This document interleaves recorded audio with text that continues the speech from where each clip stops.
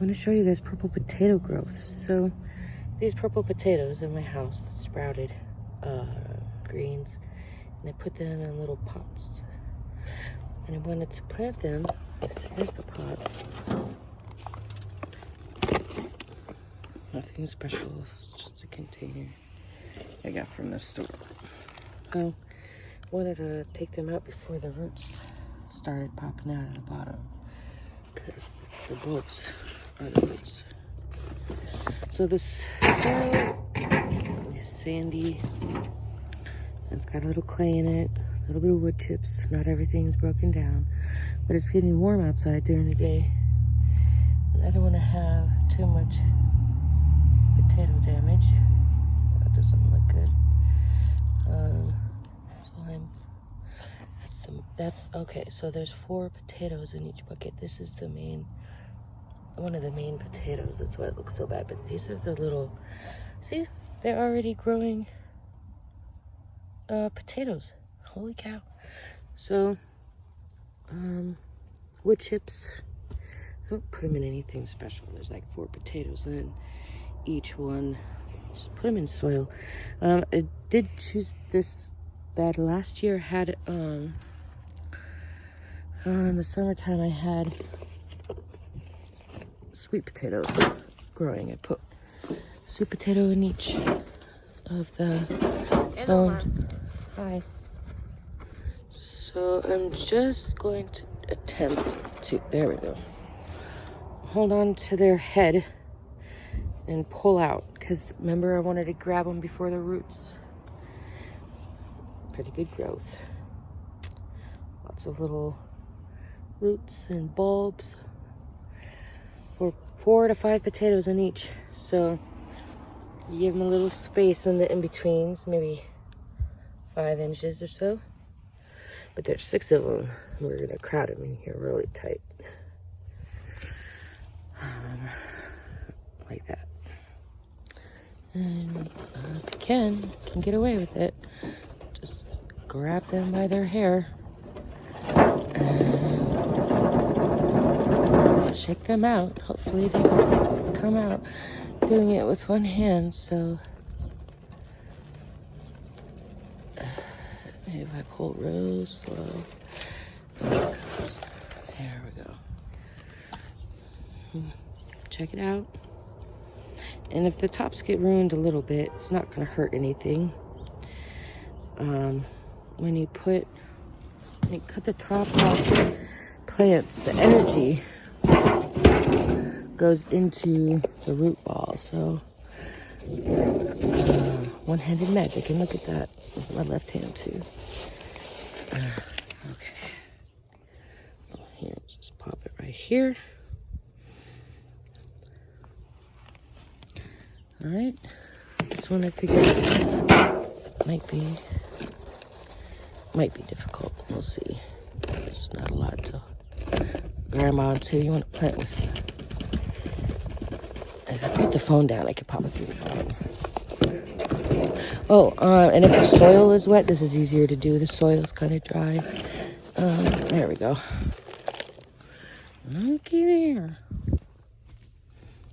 All right, so a few inches in the in-between, see, of each. No real rhyme or reason, just putting it in there. I might turn these this way, just because there's a lot happening in there. Let's turn it this way, so we have a little sunlight on the short ones, so they can grow and get taller too. Right? Okay. One left. So the idea is that there's going to be like 100 and some potatoes in here. I don't think I've ever not grown a pile of potatoes, even unintentionally. And sandy soil is good, but you need nutrients. That's why I don't care if there's wood chips, they'll break down. You know, it's not a perfect world, so do what you have. Everything else will work out.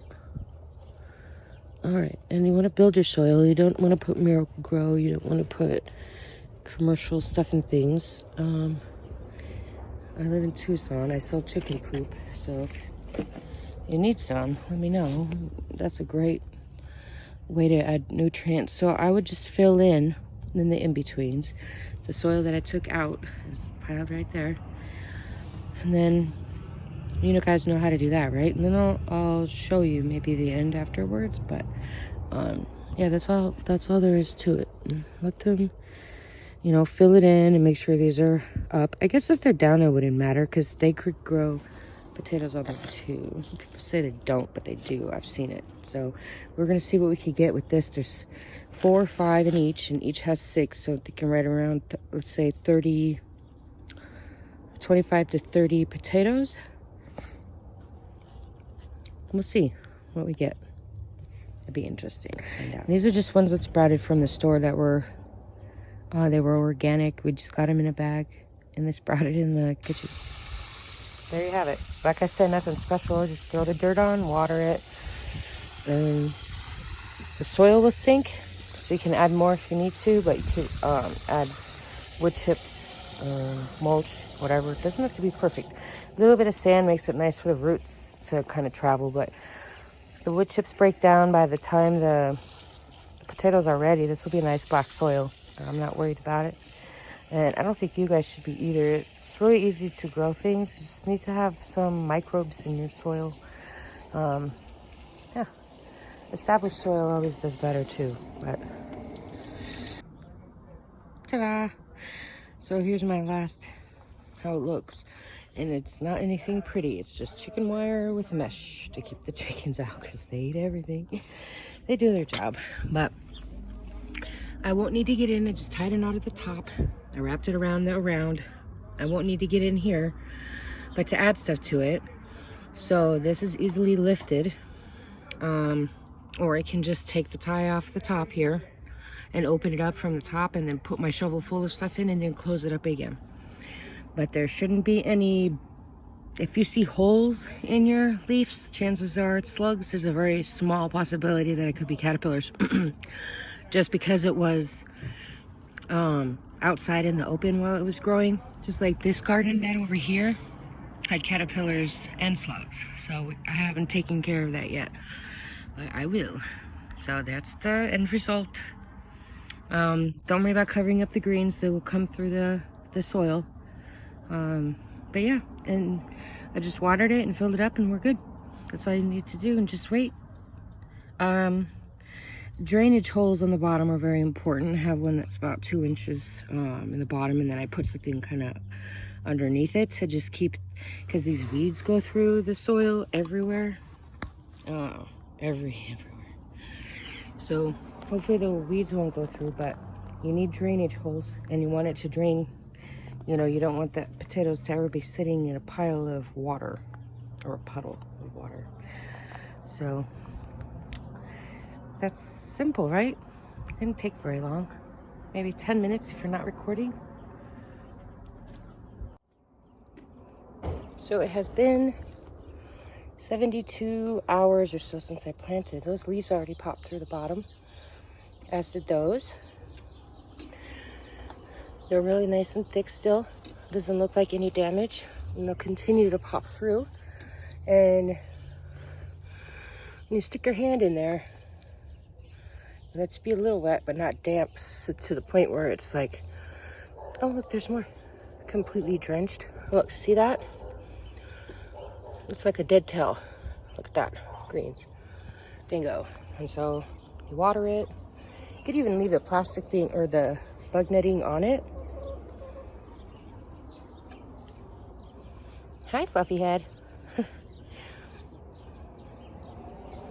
Anyway, you can leave the netting on it if you want to just water it without undoing it. You don't need like a crazy amount of effort. Here's another one. I'll probably water this tomorrow morning. And that's all you need to do. You can see there's pebbles, there's wood chips, there's dust, there's, what else? Bird poo. There's probably, because I've been gardening for so long, there's probably peat moss still in there. These weeds, that's gotta go. Otherwise we'll have a hole. But yeah, it's not complicated. And it's gonna be full. I'll do another video, an update maybe in a month or so. A couple weeks maybe. We'll see what happens. We should get a good yield. Thanks for watching this and coming on my journey with me. And if you want to see more videos, subscribe. TTFN.